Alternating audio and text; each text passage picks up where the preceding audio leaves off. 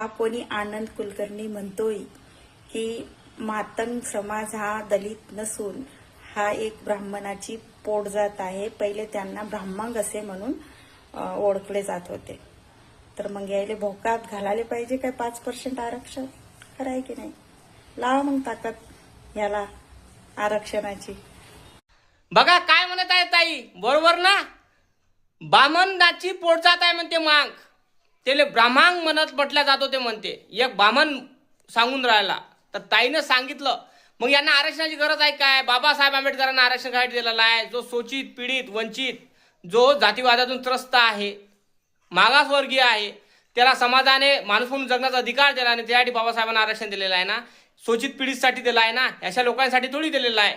मग हा मांग हा बामणाचा कोण आहे? पोट जात आहे. त्याला आरक्षणाची काही घेणं देणं नाही. मग का भोकात घालायला आरक्षणाचं आरक्षण मागून राहिले काय? हे वर्गीकरण करून राहिले, बरोबर नाही काय? ताईचं म्हणणं खरं आहे. हा व्हिडिओ शेअर झाला पाहिजे, लाईक आणि चॅनलला सबस्क्राईब झालंच पाहिजे. ताईचं म्हणणं खरं आहे. भोकात घालायला त्यांना आरक्षण पाहिजे, वर्गीकरणाचा तोडमोड करून राहिले.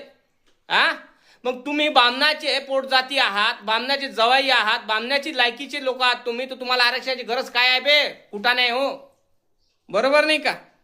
मग हे आरक्षणाचं वर्गीकरण, हे आरक्षण काय भोकात घालायसाठी मागून राहिले काय? बरोबर नाही काय? लाईक आणि चॅनलला सबस्क्राईब करा, शेअर करा हा व्हिडिओ.